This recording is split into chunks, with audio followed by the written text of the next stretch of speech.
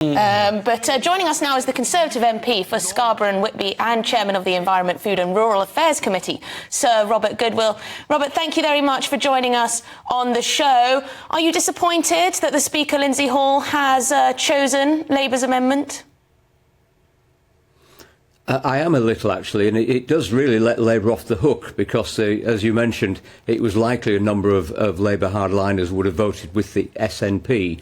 I noticed that Jeremy Corbyn's name was actually on the SNP amendment, not that he's currently a Labour member. So I think that will probably mean that Labour are back in their comfort zone. Of course, none of this really matters in terms of what's happening on the ground in Gaza. It's all a little bit of sort of political point scoring. And, the Prime Minister has an amendment down which I'll be voting for, which I think re-establishes our support for the State of Israel and its right to self-protection. It makes it clear, that the hostages must be released and that, really what's happening here in Parliament is a bit of a sideshow as to what's actually happening on the ground in Gaza.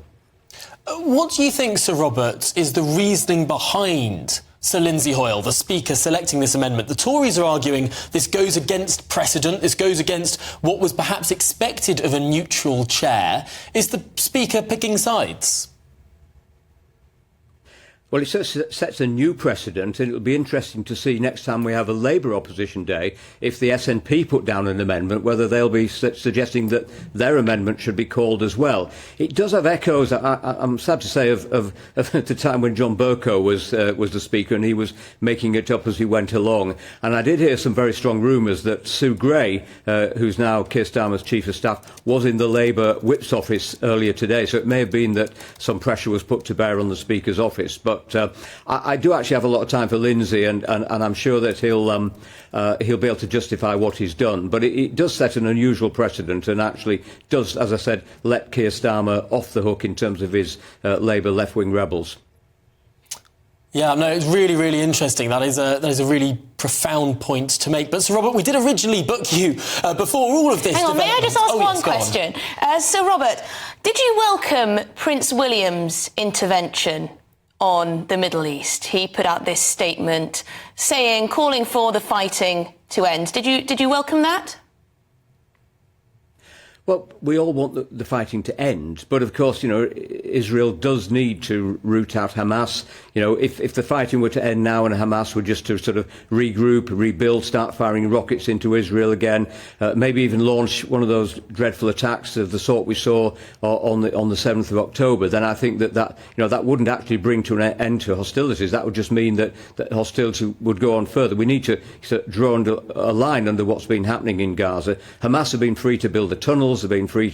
They launched 5,000 rockets. That's not something that a small group of terrorists can do. That's state sponsored by Iran. It's well organised. Hamas run Gaza. That's why the figures that we've seen on casualties. Sorry to interrupt, but would you say the statement was perhaps naive then?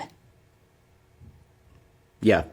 A little naive. I mean, the conflict is ongoing.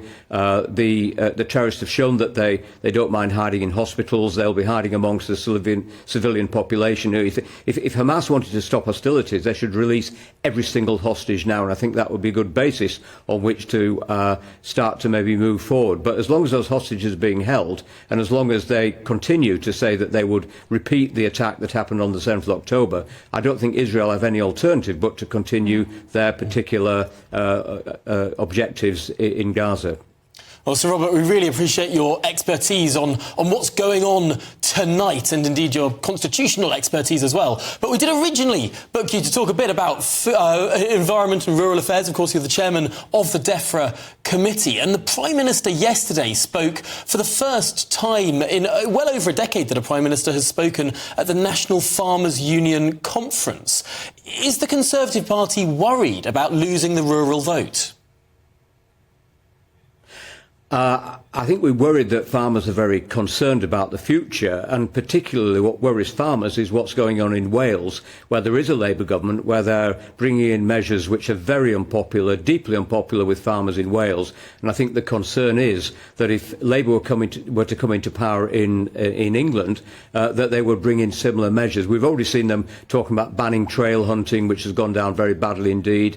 So I think farmers are very nervous about a change of government. I think Rishi was was there to reassure them that actually we are on their side. And, you know, Rishi's constituency is next to mine in North Yorkshire.